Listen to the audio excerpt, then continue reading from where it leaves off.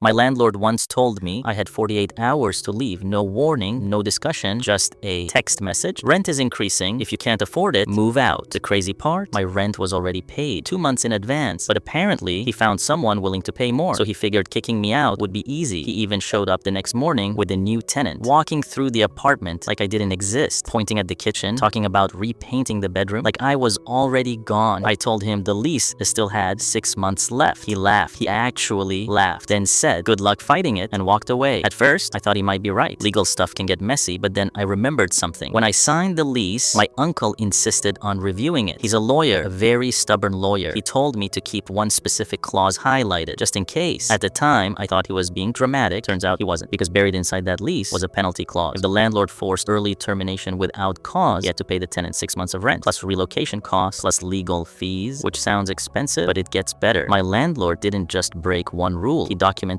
everything. The texts, the threats, even the showing of the apartment while I still lived there. All of it. So when my uncle sent him the legal notice, the response was immediate. Suddenly, the landlord wanted to talk things out. Suddenly sad, he apologized. Suddenly, the rent increase wasn't necessary anymore. But by then, it was too late, because the new tenant he promised the apartment to already signed a contract, meaning he now had two problems: a tenant he could not remove, and a lawsuit he could not win. Funny thing is, I never actually planned to move, but thanks to that clause, my landlord basically paid for my next apartment anyway.